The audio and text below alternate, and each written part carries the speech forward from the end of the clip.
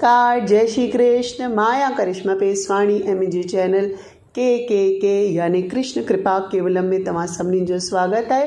तव्हांजो पंहिंजो चैनल जिते तव्हां ॿुधंदा आहियो सिंधी कथाऊं, ॾिणवार जी जानकारी, सभु पंहिंजी मिठड़ी ॿोली सिंधीअ में।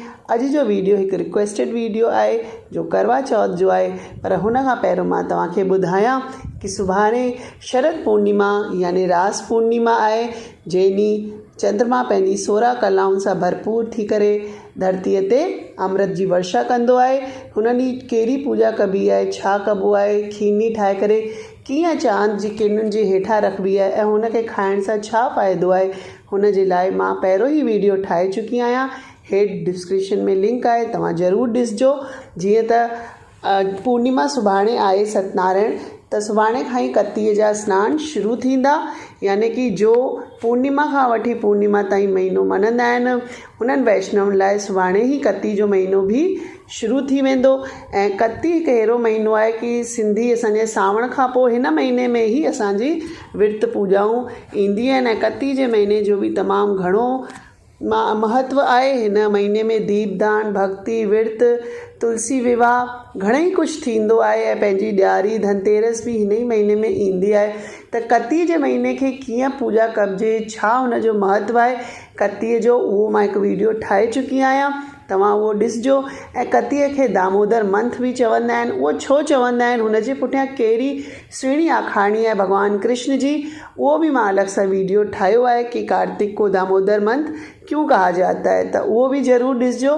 हिन जे अलावा जीअं ॾियारी अचे थी त ॾियारी स्पेशल बि सॼा वीडियो मां ठाहे चुकी आहियां। धनतेरस, नरक चोॾस, गोपाष्टमी, वॾी ग्यारस, तुलसी विवाह वग़ैरह जा वीडियो मां पहिरियों ई ठाहे चुकी आहियां। हुनजी मूंखे हालांकि रिक्वेस्ट अचनि थियूं, पर तव्हां मुंहिंजी प्लेलिस्ट चेक कंदा त तव्हांखे उहो मिली वेंदव। हुन जे अलावा कुझु ब्लॉग बि मां ठाहिया आहिनि। असांजे ग्रुप मिली करे तुलसी विवाह करायो आहे, असां गौदान कयो आहे, गुरुनानक जयंती, हिन सभिनि जा व्लॉग बि आहिनि। तव्हां ॾिसंदा त तव्हांखे ज़रूरु पसंदि ईंदा, त तव्हां ज़रूरु ॾिसजो।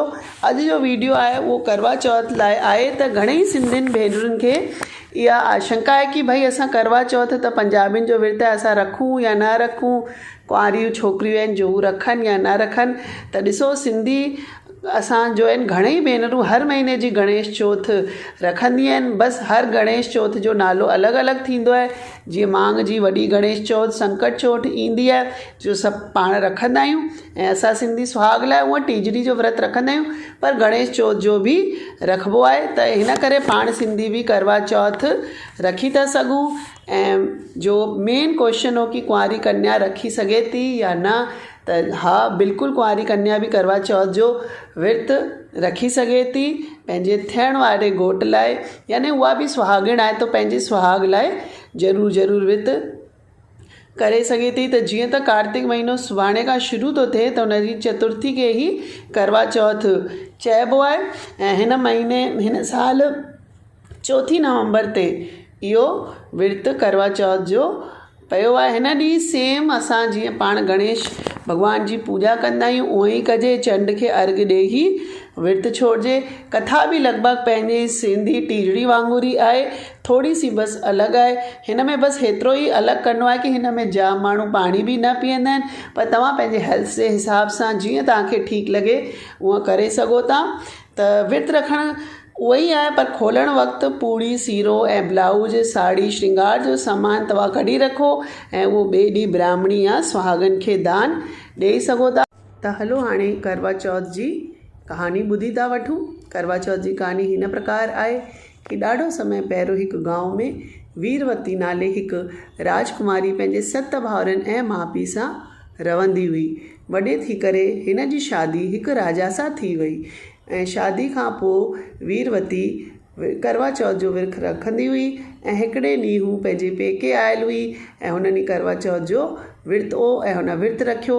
जीअं त वीरवती सुभाउ सां ई कोमल हुई ऐं शरीर सां ॾाढी कमज़ोर हुई, त हिन करे बुख प्यास लॻण जे करे हू सहन नथी करे पाए ऐं बेहोश थी वञे। पंहिंजी भेण खे बेहोश थी ॾिसी करे इहे 7 भाउर मिली करे इहो योजना था ठाहिनि कि हिन जो विर्तु कीअं बि छोड़ाइणु खपे। ऐं हिन योजना जे मुताबिक़ हुननि पंहिंजी भेण खे होश में आणे चयो कि चंडु निकितो आहे, हाणे तूं अर्घु ॾेई विर्तु खोले थी सघीं। वीरवती हुन जी ॻाल्हि मञी वई ऐं चंड जी पूॼा करण लाइ चोट ते वई। ऐं हिते जो ही भाउर आहिनि, हुननि परे हिकु पहाड़ीअ ते बाहि जे गोले खे चंड वांगुरु ॾेखारनि था, जीअं त हुननि जी भेण पूॼा करे ऐं विर्तु छोड़े। वीरवती बि हुन नकली चंड खे ॾिसी करे पंहिंजो विर्तु खोले थी ऐं विर्तु खोलण सां ई हुनखे पति जी मृत्यु जी ख़बर थी मिले ऐं सिधो ई ससुराल रवाना थी वञे।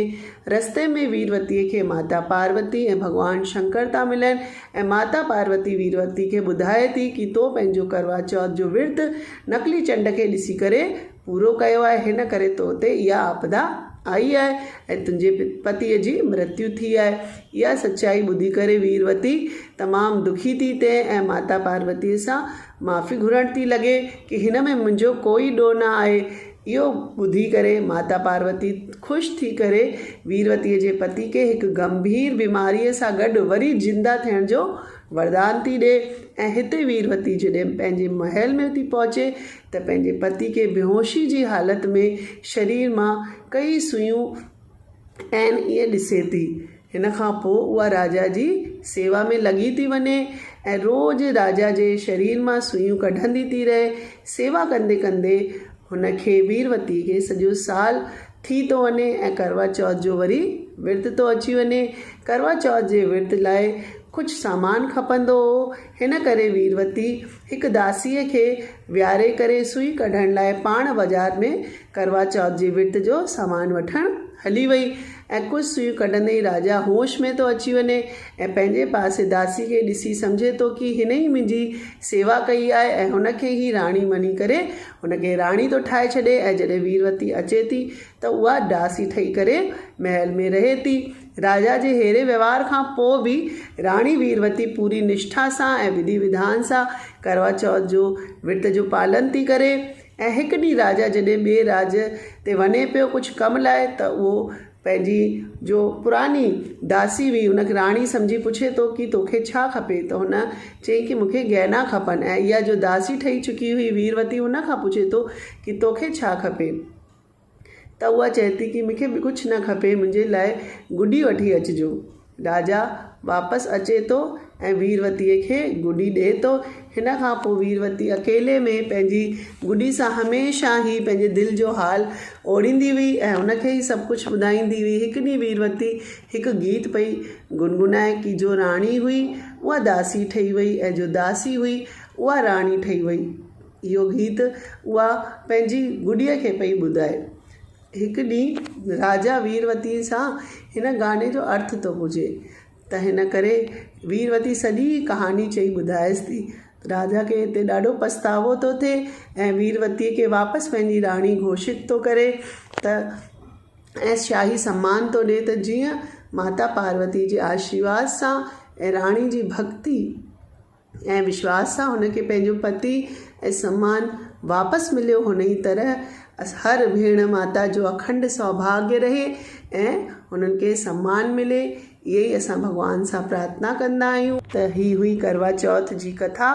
अॼु बि हर साल माताऊं भेनरूं पूरी भक्ति ऐं श्रद्धा सां पंहिंजे पतीअ जी लंबी उमिरि जी कामना सां इहो विर्तु रखंदियूं आहिनि।